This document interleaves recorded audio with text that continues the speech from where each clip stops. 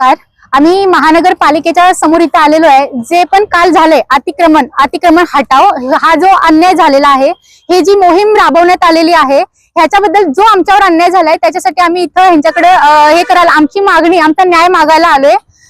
मला सांगा 2014 मध्ये गव्हर्नमेंटनं जे पण रोड वेंडर आहेत राईट त्यांच्यासाठी गव्हर्नमेंटनं एक न्याय मंजूर केलाय की त्या लोकांना हक्क भेटायला पाहिजे. जे लोक रस्त्यावर काम करतात त्या लोकांना हक्क भेटायला पाहिजे.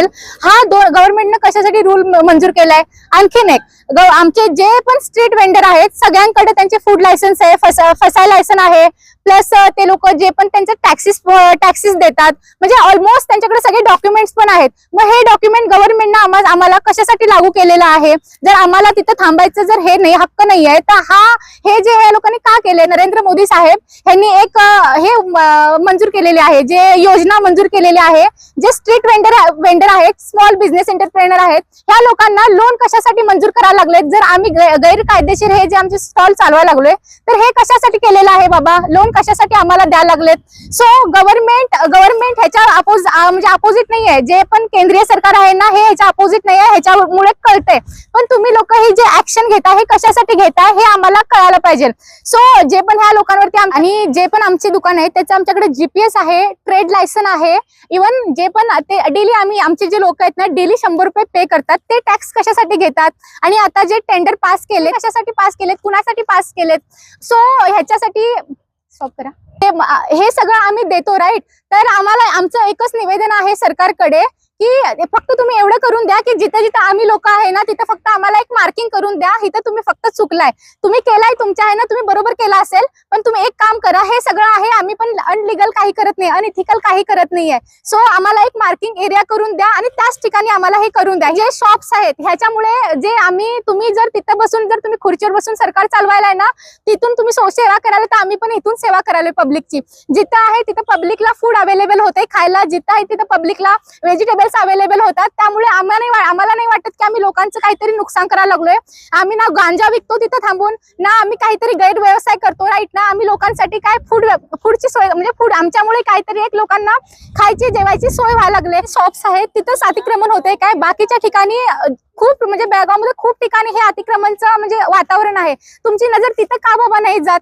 फक्त आमच्या गरिबांच्या लोकांच्या म्हणजे ह्याच्यावरतीच काय ते मार्केट्स बघा. इव्हन आम्ही कुणाला टार्गेट करत नाहीये. तुम्ही बघू शकताय खूप ठिकाणी बेळगावमध्ये हे अतिक्रमणचं वातावरण आहे. तुमची नजर तिकडे का जात नाही?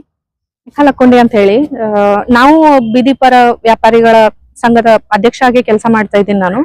ಮೊನ್ನೆ ಕಾರ್ಪೊರೇಷನ್ ವತಿಯಿಂದ ಎನ್ಕ್ರೋಚ್ಮೆಂಟ್ ಡ್ರಿವನ್ ಮೂವ್ಮೆಂಟ್ ಅಂತ ಹೇಳಿ ಸ್ಟಾರ್ಟ್ ಮಾಡಿದ್ರು.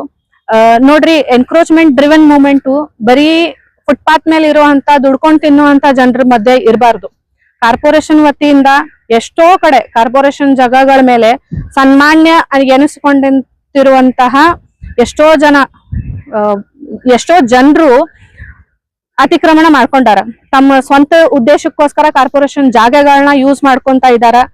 ಅಲ್ಲಿ ಯಾಕೆ ಕಾರ್ಪೊರೇಷನ್ದು ಎನ್ಕ್ರೋಚ್ಮೆಂಟ್ ಡ್ರಿವನ್ ಮೂವ್ಮೆಂಟ್ ಹೋಗಂಗಿಲ್ಲ? ನಿಮ್ದು ಯಾಕೆ ಬರೀ ದುಡ್ಕೊಂಡ್ ತಿನ್ನುವಂತವ್ರ ಮೇಲೆ ನಿಮ್ದು ಎನ್ಕ್ರೋಚ್ಮೆಂಟ್ ಮೂವ್ಮೆಂಟ್ ಇರುತ್ತ? ಒಂದನೇದು. ಎರಡನೇದು, ಅವರು ದುಡ್ಕೊಂಡ್ ತಿಂತಾ ಇದಾರ. ನೀವು ಸ್ಟಾಪ್ ಮಾಡಿದ್ರ ಕ್ರೈಮ್ ಲಿಮಿಟ್ಸ್ ಹೆಚ್ಚಾಗಂಗಿಲ್ಲ ಅಂತ ನಿಮ್ಗೆ ಅನ್ಸಂಗಿಲ್ಲ ಒಂದ್ಸಾರಿನು? ಕ್ರೈಮ್ ಲೆವೆಲ್ ಏನಾಗ್ಬಾರ್ದು, ಅನ್ಆರ್ಗನೈಸ್ಡ್ GDP ಏನಾಗ್ಬಾರ್ದು? ನಾವು ನೋಡ್ರಿ, ನಮ್ದಷ್ಟ ಅಲ್ಲ ಇಡೀ ಬೆಳಗಾವಿ ತುಂಬಾ ಎಲ್ಲಾ ನಮ್ ಜನರು ಇರುವಂತವ್ರಿಗೆ ತಾವ್ ಅನುಕೂಲ ಮಾಡ್ಕೊಡ್ಬೇಕು. ಅನುಕೂಲ ಅಂತಂದ್ರೆ ಒಂದ ಕಡೆ ನೀವೆಲ್ಲಾ ಮಾಡ್ಕೊಡೋದಲ್ಲ. ಈಗ ಖಾಸಬಾಗ್ದಲ್ಲಿ ಒಂದು ಇದನ್ನಾಗ್ಯದ, ಅದು ಯಾರು ಯೂಸ್ ಮಾಡಂಗಿಲ್ಲ. ಅದ್ ಸುಮ್ನೆ ಒಂದ್ ರೋಡ್ ವೇಸ್ಟ್, ದುಡ್ಡು ವೇಸ್ಟ್, ನಾವು ತುಂಬಿರೋಂತ ಟ್ಯಾಕ್ಸ್ ವೇಸ್ಟ್. ಹಂಗಾಗಿ ನಾವ್ ಎಲ್ಲೆಲ್ಲಿ ಇದೀವಲ್ಲ ಅಲ್ಲಲ್ಲಿ ನಮಗೊಂದ್ ನೀವು ಮಾರ್ಕಿಂಗ್ ಮಾಡ್ಕೊಡ್ಬೇಕು. Legally ಇಲ್ಲಿಗಲಿ that is secondary. 2014 ಒಳಗಡೆ ಗೌರ್ಮೆಂಟ್ ವತಿಯಿಂದಾನೆ ಒಂದು ಸ್ಟ್ರೀಟ್ ವೆಂಡರ್ಸ್ ಆಕ್ಟ್ ಅಂತ ಹೇಳಿ ಪಾಸ್ ಮಾಡಿದ್ರು. ಗೌರ್ಮೆಂಟ್ ದವರ ಮಾಡಿದ್ರು.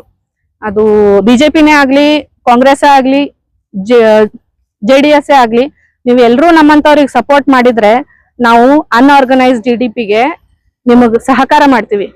If not, very next day ನೀವು ಹಿಂಗೆ ಮಾಡ್ತಾ ಇದ್ರಿಪ್ಪ ಅಂತಂದ್ರ ಇಡೀ ಬೆಳಗಾವಿ ತುಂಬಾ ನಾವ್ ಎಲ್ಲಾ ನಮ್ ಜನರು ಒಂದ್ಸಾರಿ ಸೇರಿ ನಿಮ್ಮ ಈ ಸೋ ಕಾಲ್ಡ್ ಡ್ರಿವನ್ ಮೂವ್ಮೆಂಟ್ ಗೆ ನಾವು ಧಿಕ್ಕಾರ ಮಾಡ್ತೀವಿ. ಕಾರ್ಪೊರೇಷನ್ ದವರು ನೀವು ನಮ್ಗಾಗಿ ಟ್ರೇಡ್ ಲೈಸೆನ್ಸ್ ಕೊಟ್ಟಿರಿ. ನಾವು ದಿನಾಲು ನಮ್ಗೆ first of all trade licence ಕೊಟ್ಟಿದ್ದು ತಮ್ ಗಮನಕ್ಕೆ ಇರ್ಲಿ. ಫುಡ್ ಲೈಸೆನ್ಸ್ ಕೊಟ್ಟಿದ್ ನಮ್ ಗಮನಕ್ಕೆ ಇರ್ಲಿ. ನಾವು ಡೈಲಿ ಪರ್ ಡೇ ನಾವು ನಿಂತ್ಕೊಂಡು ಅಲ್ಲಿ ಮಾಡ್ತಾ ಇದೀವಿ ಅಂತಂದ್ರೆ ಒಂದ್ 100 ರೂಪಾಯಿ ನಾವು ಟ್ಯಾಕ್ಸ್ ಕೊಡ್ತಾ ಇದೀವಿ. ಅದ್ ತಮ್ ಗಮನಕ್ಕೆ ಇರ್ಲಿ. ಆಮೇಲೆ ಪ್ರತಿ ಸಾರಿ ಇಲ್ಲಿಗಲ್ ಎನ್ಕ್ರೋಚ್ಮೆಂಟ್ ಅಂತೀರಿ. ಯಾಕೆ ಕಾರ್ಪೊರೇಷನ್ ದಾಗ ನೀವು ಟೆಂಡರ್ ಕರಿತೀರಿ? ಈ ಸಾರಿ ಟೆಂಡರ್ 13 ಕೋಟಿದಾಗದ. ಅವ್ರು ಯಾಕೆ ನಮ್ಮ ಹತ್ರ ಬರ್ತಾರ ದಿನ? ನೀವು ಮೊದಲ್ ಮಾಡ್ತಾ ಇರೋದು ತಪ್ಪು. ನೀವ್ ಅದಕ್ಕೆ ಫಸ್ಟ್ ಆಫ್ ಆಲ್ ನೀವು ಆದ್ಯತೆ ಕೊಡ್ಲಿಲ್ಲ ಅಂತಂದ್ರೆ ನಾವ್ ಯಾಕೆ ಅಲ್ಲಿ ನಿಂದಿರ್ತೀವಿ? ನೀವೆಲ್ಲಾ ಮೊದ್ಲು ಪರ್ಮಿಷನ್ ಕೊಟ್ಟು ಆಮೇಲೆ ಯಾರ್ದೋ ಒಬ್ರದು ಏನಂತಾರ ಪ್ರೆಷರ್ ಬಂದ್ಮೇಲೆ ನೀವು ಇಂಥದ್ ಮಾಡೋದ್ ಸರಿ ಅಲ್ಲ. ಒಪ್ಕೊಳ್ಳೋಣ. ಅಲ್ಲಿ ಕೂತವ್ರ ಹೆಣ್ಮಕ್ಳು ಅಲ್ವಾ? ಅವ್ರಿಗೆ ಮಕ್ಳು ಇಲ್ವಾ? ಅವ್ರ ಶಾಲೆಗೆ ಹೋಗೋದ್ ಬೇಡ್ವಾ? ಅವ್ರ ಎಜುಕೇಶನ್ ದುಡ್ಡು ಬೇಡ್ವಾ? ಅದ್ ಎಲ್ಲಿದ್ ಬರ್ಬೇಕು? ಸರಿ ಅದಲ್ಲ. ಯೋಚನೆ ಮಾಡಿ. ಕಾರ್ಪೊರೇಷನ್ ದವರು ನಮ್ಗೊಂದ್ ಸರಿಯಾದ ಒಂದು ಮಾರ್ಕಿಂಗ್ ಮಾಡ್ಕೊಡ್ಬೇಕು. ಅಕಾರ್ಡಿಂಗ್ ಟು ಲಾ ತಾವ್ ಎಲ್ಲಾನು ಮಾಡಿದಿರಿ. ಲೈಸೆನ್ಸ್ಗಳು ಕೊಟ್ಟಿರಿ, ನಮ್ಗ ಟ್ಯಾಕ್ಸ್ ತಗೊಳ್ತಾ ಇದೀರಿ, ಟೆಂಡರ್ ಪಾಸ್ ಮಾಡಿದಿರಿ, ಎಲ್ಲಾ ಒಪ್ಕೊಳ್ಳೋಣ. ಅಕಾರ್ಡಿಂಗ್ ಟು ಆಕ್ಟ್ ಒಂದ್ ನಮಗ್ ನಾವ್ ಎಲ್ಲೆಲ್ಲಿ ಇದೀವಲ್ಲ ಅಲ್ಲೊಂದ್ ನಮ್ಗ್ ಮಾರ್ಕಿಂಗ್ ಮಾಡ್ಕೊಟ್ರ ನಾವು ಹೊಟ್ಟೆ ಪಾಡ್ ನಾವು ನಡ್ಸ್ಕೊತೀವಿ. Thank you.